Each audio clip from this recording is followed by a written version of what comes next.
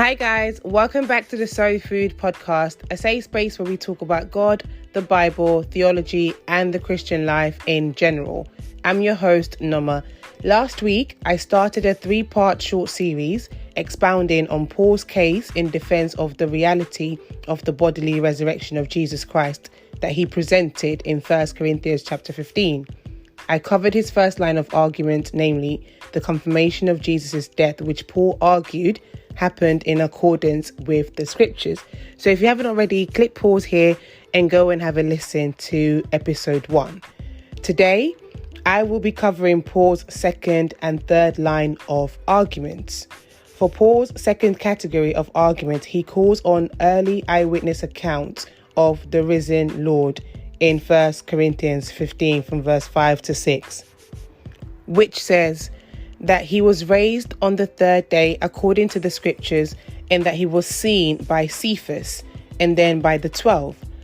After that, he was seen by more than 500 of the brothers and sisters at the same time, most of whom are still living, though some have fallen asleep. Then he was seen by James, then by all the apostles. And last of all, he was seen by me also, as to one abnormally born. Here we see Paul essentially applying what's called the evidentiary test by calling on the reliability of early eyewitness accounts. Notice the emphasis on his use of the word seen. For anyone wondering, when did Jesus appear to Paul? When did Paul see the risen Lord?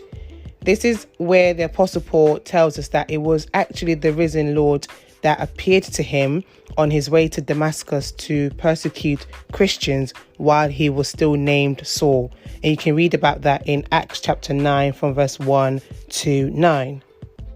We are also informed of other early eyewitness accounts of the risen Lord recorded in the Gospels.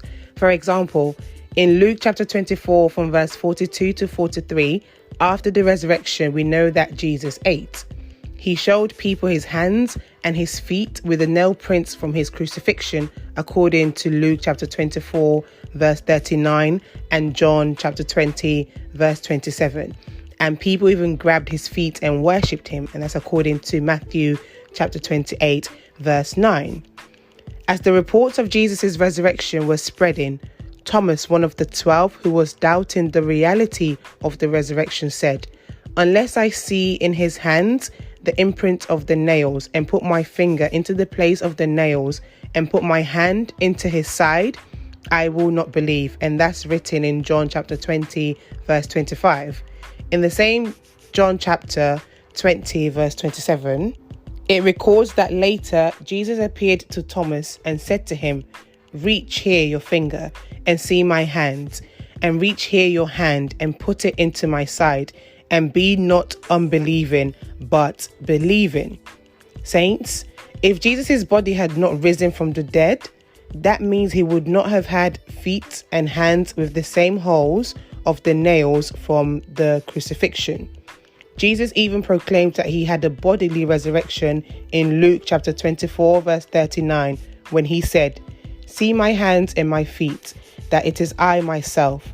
Touch me and see, for a spirit does not have flesh and bones as you see that I have." But overall, we have 10 separate occasions of the risen Lord appearing to his disciples recorded in the Gospels. And as Paul mentioned, the risen Lord also appeared to 500 of his disciples collectively, and they all saw him. Remarkably, when Paul wrote this letter to the church at Corinth, most of the 500 disciples that saw the risen Lord as a group were still alive, which meant that if any of them had any doubts after reading this letter, they could have easily approached any of those eyewitnesses themselves for further verification. In the past, some have argued that the 500 disciples' early eyewitness accounts of the risen Christ were mere hallucinations.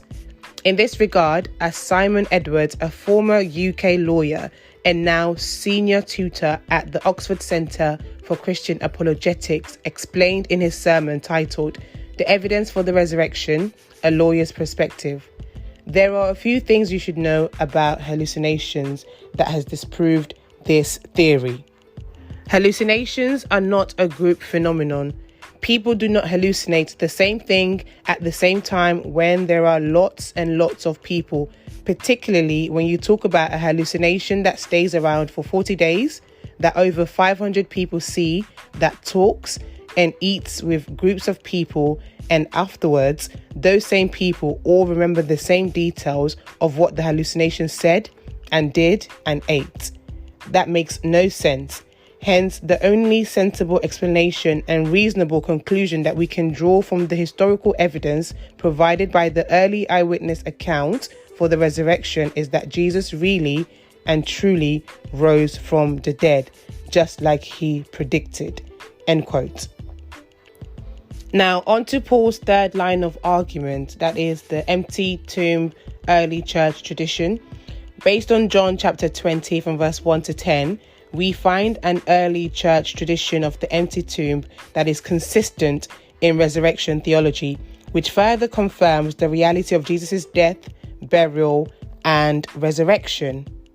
Specifically, Mary Magdalene, Simon Peter, and the Apostle John all went to Jesus' earliest tomb where he was buried early Sunday morning, approximately 36 hours later, only to find that the huge heavy stone covering the entrance to his tomb had been rolled away. There was nothing in there apart from the linen cloths that he was wrapped in alongside the handkerchief that had been around his head, folded together in a place by itself.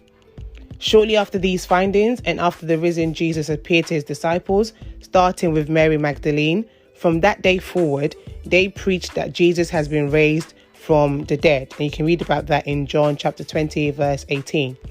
On that note, even those that killed Jesus admitted the tomb was empty, because when the disciples started proclaiming that Jesus had risen, his opponents made up, albeit a lie, that the disciples stole the body. And that's recorded in Matthew chapter 28, verse 13, which ironically supported their gospel proclamation.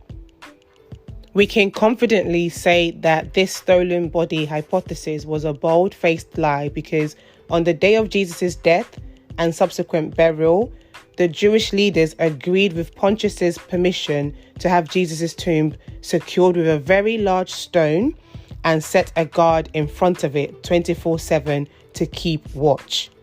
These were precisely done as preventative measures, thereby making it impossible for anyone to steal Jesus' body. You can read about that again in Matthew chapter 27 from verse 62 to 66 for more details on this. Besides, it is a well-known fact that the Romans ruled with an iron fist. So if Jesus' body was truly stolen, if that was even a remotely plausible explanation for why the tomb was empty, then the guard that they posted in front of it to keep watch would have been executed the minute they got wind that his body was missing. The fact that they let him live indicates otherwise. Jesus' opponents concocting the stolen body hypothesis was merely their futile attempts to cover their backs and deny the reality of the bodily resurrection. Regardless, they still confirmed this early church tradition, which many other New Testament authors in their writings all hold to. Thus, we see that our belief in the resurrection as 21st century Christians is not a legend, but a preservation of a creed of the earliest Christians, which, according to Paul, was based on eyewitness reports of the risen Lord. This creed has been dated back by scholars to within months of the death of Jesus, making it historical gold because it serves as a newsflash from ancient history. That's all for today. Thank you guys for joining me. Next week, in the third and final episode of this series, I will teach on what practical implications the reality of the resurrection of Jesus means for Christian life, liturgy, and practices. So stay tuned. The Soul Food Podcast is available on all streaming platforms, so feel free to share and subscribe. Until next time, peace and blessings.